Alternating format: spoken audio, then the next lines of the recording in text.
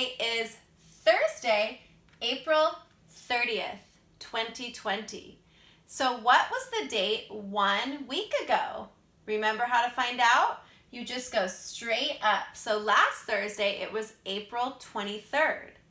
If today is April 30th, what was the date 3 weeks ago? Let's find out. 1 week ago, 2 weeks ago, 3 weeks ago, it was Thursday, April 9th. Mindful positions in 5, 4, 3, 2, wonderful.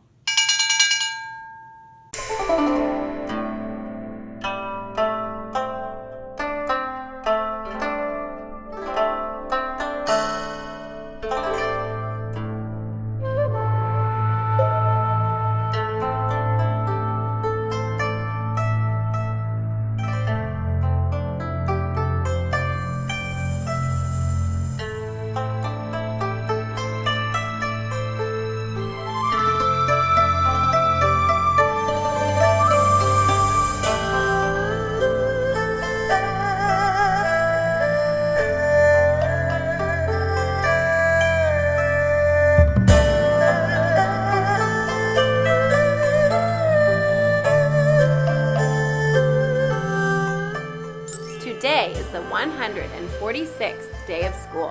Today is our last literature response story for U.S. history. Today we're reading about something that actually happened in my lifetime. So I was alive for this moment in history. It was a really sad and scary event that I'm sure your parents remember as well.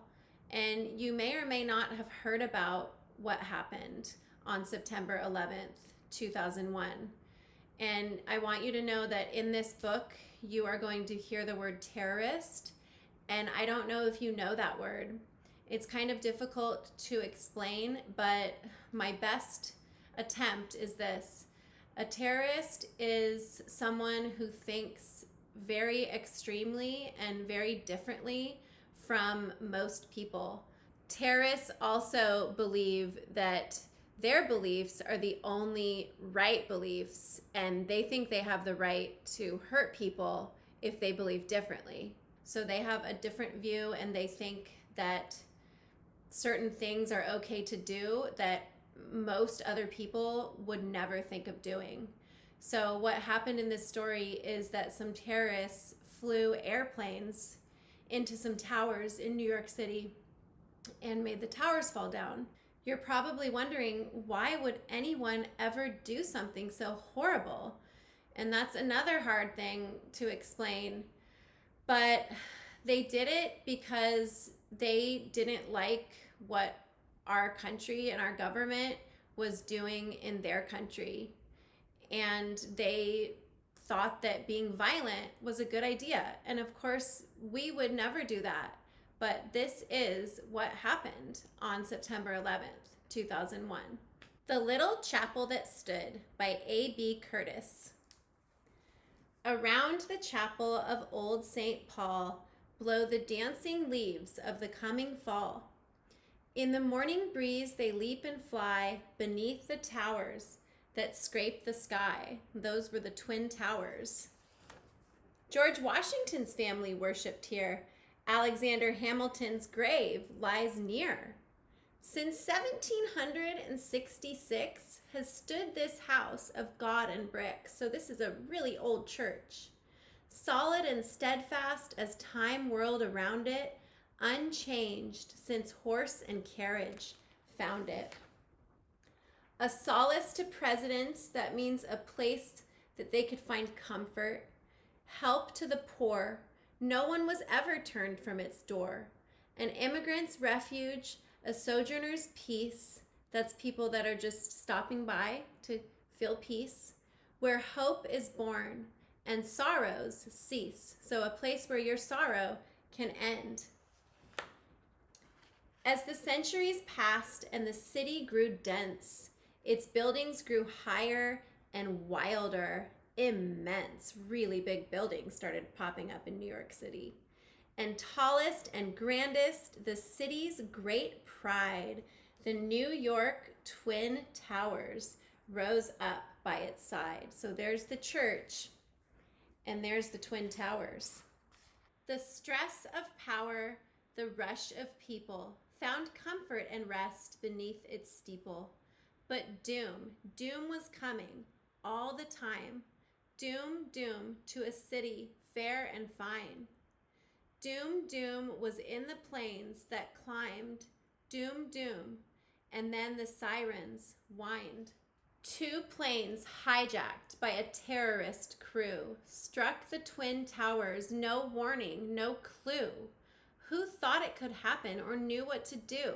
Firemen came, and New York's men in blue. Through the flying glass and smoke and din, thousands rushed out as these brave men rushed in, and women. On the stairwell to safety, there was no stranger. Each helped the other flee from the danger. And some who climbed down remember clear-cut the faces of firemen climbing up. So paramedics and firefighters and police officers went into this tower that had been hit by airplanes to rescue people, and thousands could not be saved and died. And then, oh, the unthinkable thought, they fell. One tower, the other, they fell. They fell with a rush and they fell with a roar. The sky was blank where they'd been before. And more was lost than who can say. It was our hearts that came down that day. Through the clouds of black, no one could see how far spread this calamity. It's a big problem. The giants around it had come to a fall, but not the chapel of old St. Paul. It was something of wonder, a symbol of grace. The steeple still there, not a brick out of place. Some say the giant sycamore wood had saved the little chapel that stood. The old chandeliers that they'd packed away through 2 great wars, they did not sway. Then the crystals reflected a busy scene when the doors opened up to the rescue team. There were firemen's shoes on the old iron fence where they'd earlier hung them in haste, quick and tense, as they pulled on their boots and raced to the towers, climbing melting steel to flaming showers. Oh, what gallant men did we lose, who never came back to get their shoes. And women too. Ground zero smoldered, dark and grim. Our hearts stood still. Then we pitched in. Helpers brought shovels and pails or pans. If they had nothing else, they dug with their hands to clear the mountain of crumpled steel from a nightmare that was all too real. This is the greatest city in the world, said Mayor Giuliani. It has the greatest people, and a bunch of cowardly terrorists cannot make us fearful. Rescuers worked through the night and the day. In the chapel, they'd pause, then go on their way. A hot cup of coffee, something to eat. Here, the firemen, welders, policemen would meet. All would come to rest from their labor. Volunteers, doctors, sisters, and neighbors. Policemen and firemen led the way, but other heroes braved that day. Passengers flying on Flight 93 said goodbye, I love you, to their family, and fought the terrorists right to the ground. Was the White House where their plane was bound? We raised up the flag from the dust and the pain. Freedom that's lost must be won again. So this page is talking about other airplanes, that one was going toward the Pentagon and they think one was maybe going to the White House, and people on board one of those planes stood up to the terrorists and fought them and made the plane crash in a field in Pennsylvania to stop it from hitting the Pentagon or maybe the White House. Each one of us is a link in that chain to do something grand or to do something plain. First we take heart, then we take aim. Our littlest good deed is never in vain. Working together is how we got through it. Little by little, we learned how to do it. It's nice to be big and it's nice to be tall, but sometimes being little doesn't mean being small. Just like the chapel of Old St. Paul, hear the bells of freedom and what they say. Terror may come, but it will not stay. It will shake our world, but we will not sway. It will block the path, but we'll find our way. Free beneath the stars that shine, both night and day. So you probably noticed that my voice sounded a little funny practically the whole time I was reading that story. And that's because I was trying not to cry, because this was just a really terrible event. And it kind of reminds me of what's happening now with coronavirus and how this is a really scary time, but we have to just power through it and do our best to be positive and hopeful. So, I am really looking forward to seeing what you thought of this story, even though it's really sad. So please draw a picture and write about it in your literature response journal. But before you do, I have a few pictures to show you as usual. This is a picture I took of the Twin Towers in New York City right before the terrorist attacks. And on the left, you can see the Twin Towers behind Gaga and me. This picture shows what's called Ground Zero, which is where the towers used to stand. Now there's a museum and a memorial there. And this is where one of the other planes crashed in Pennsylvania. Pause the video for literature response, then come back for 30 Thursday. For 30 Thursday today, you are going to make a May calendar. Do you remember when you made this for April and you connected the lines with a ruler? Well, they were colored in April, but for May, they're all black. So it should be a little bit more of a challenge for you to line up the dots. So you are going to spend 10 minutes on drawing the lines, 10 minutes on writing the month and the year and the days of the week and the numbers in the boxes, and then 10 minutes on decorating.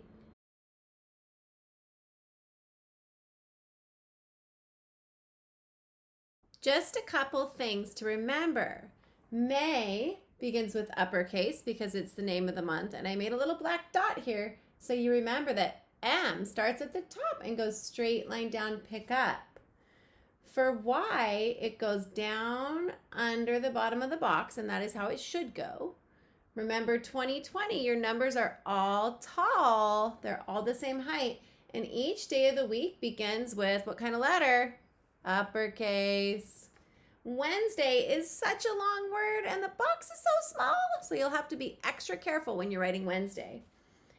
Friday is the first day of May, so make sure your number 1 starts here on Friday.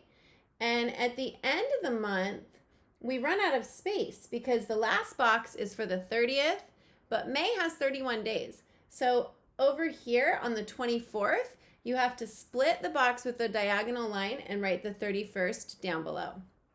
And the last thing for your calendar, right here on May 25th, I wrote M Day. That means Memorial Day. That's a special holiday, and we will not have school that day. It is a day to remember people who have died in war.